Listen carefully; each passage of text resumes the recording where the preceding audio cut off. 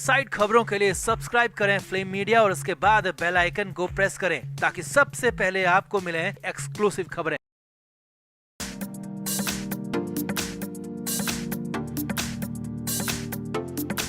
महाराष्ट्र चुनाव को लेकर बड़ी खबर है, इतनी बड़ी खबर है कि ये आपको यकीन नहीं होगा कि ये हो सकता है, क्योंकि महाराष्ट्र में कोहराम मच गया। दोबारा वोटों की गिनती होगी। जी हां, ऐसी ही खबरें आ रही है और इस बार ईवीएम के साथ साथ पर्चियां, वीवीपैट वाली पर्चियों की भी काउंटिंग होगी।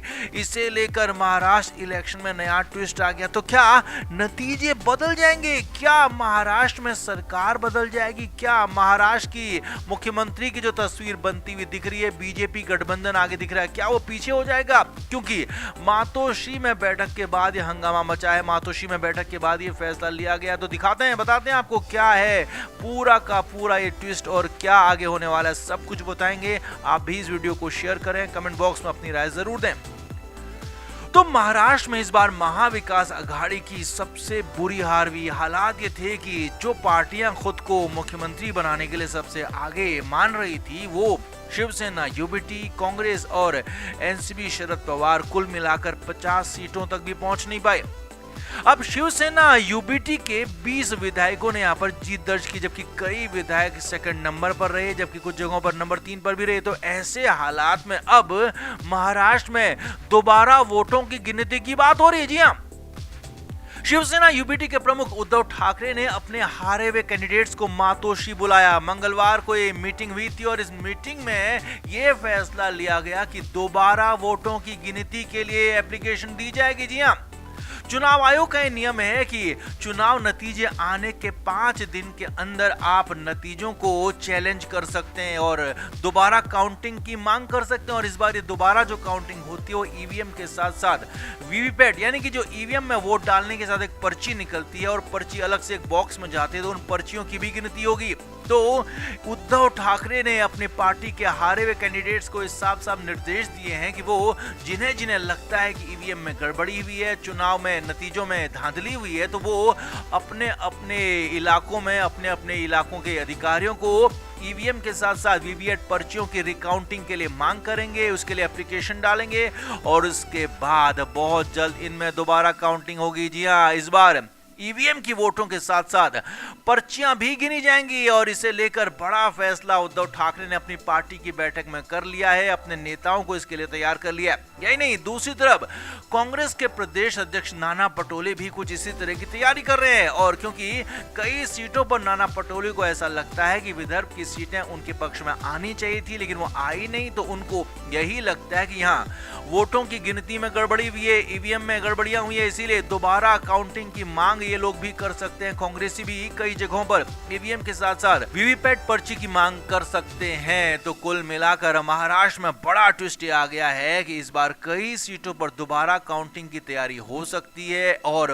बड़ी खबर यह भी है कि संजय राउत ने और कुछ और नेताओं ने 1 नहीं, 2 नहीं, 10 नहीं, 20 नहीं, बल्कि 102, जी हां, महाराष्ट्र की कुल 102 सीटों में चुनाव में धांधली का आरोप लगाया था। चुनाव में वोटिंग में, काउंटिंग में, इसमें पूरे में गड़बड़ी का आरोप लगाया था। उसके बाद ही ये सब कुछ हो रहा है। हालांकि चुनाव आयोग हमेशा ही इन धांधलियों को, इन ईवीएम में गड़बड़ियों को इनकार करता रहा है, नकारता रहा है। और अब इस बार देखना होगा कि क्या सबूत शिवसेना, यूबीटी और कांग्रेस चुनाव आयोग को देते हैं और किस तरीके से दोबारा काउंटिंग होती है, तो फिर वोटों का नतीजा आता है।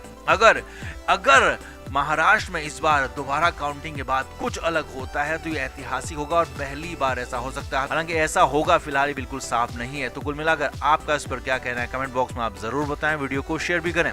Flame media report.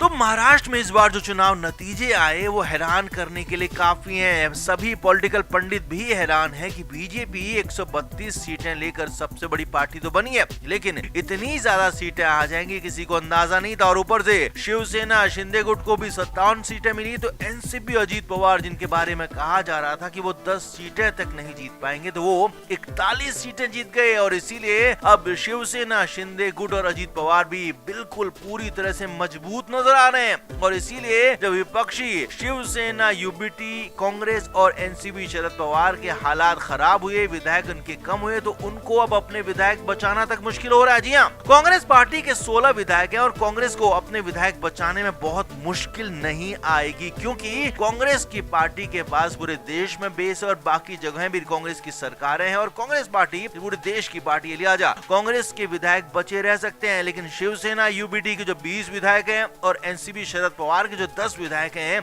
उन पर सबसे बड़ी नजर रखी जा रही थी कि वो कब टूटते हैं। तो वो फाइनली दिन आ गया, तारीख आ गई। जी हाँ, शिवसेना, यूबीटी के 20 और एनसीपी शरद पवार के 10 विधायकों में बड़ी टूट की खबर है और ये टूट किसी भी दिन हो सकती है, किसी भी वक्त हो सकती है। जी हाँ, एनसीपी यानी कि अजीत पवार गुट के चीफ व्हिप अनिल पाटिल ने बहुत बड़ा दावा किया है कि महाविकास अघाड़ी में बहुत ज्यादा अस्थिरता बनी हुई है और उनके विधायकों के पास जवाब नहीं है कि वो करें तो करें क्या, क्योंकि उनको हर हाल में सरकार की जरूरत थी अपने इलाकों में विधायकी काम कराने के लिए, अपने इलाकों में विकास के काम करवाने के लिए। उनमें सरकार में शामिल होने की पूरी कोशिश थी, लेकिन वो हो नहीं पाए, यानी कि उनकी सरकार आ नहीं पाई और महाविकास अघाड़ी की सरकार नहीं आई है, तो उनको खासा दुख है। यही नहीं, चीफ व्हिप अनिल पाटिल ने यह भी दावा किया कि उनके कई विधायकों के साथ अच्छे संबंध है और उनके साथ उनकी बातचीत भी हो रही है। तो यहीं पर उन्होंने, अनिल पाटिल ने बहुत बड़ा दावा कर दिया कि एमवीए यानी कि शिवसेना, उद्धव ठाकरे गुट और शरद पवार एनसीपी वाली गुट जो है, उनके विधायक, आधे से ज्यादा विधायक महायुति में आ सकते हैं और इसके लिए अगले कुछ दिनों के वक्त दिया है। जी हाँ, इसमें महीने नहीं लगने वाले हैं, बल्कि इसमें सिर्फ कुछ दिन लगेंगे और कुछ दिनों बाद ही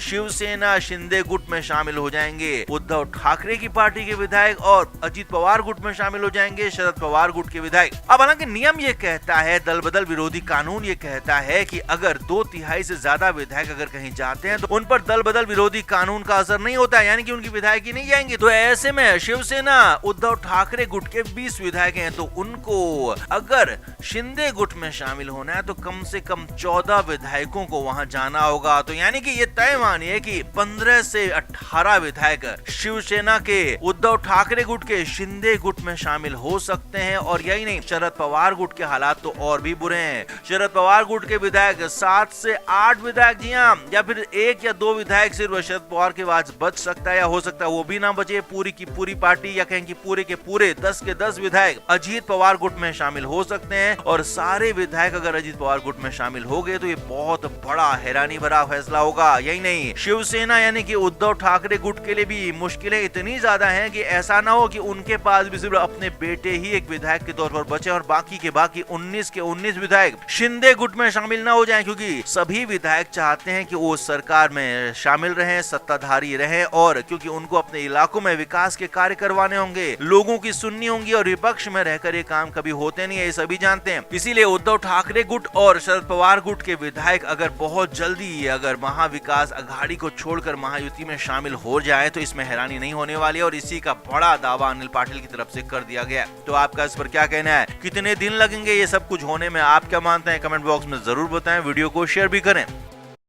फ्लेम मीडिया रिपोर्ट।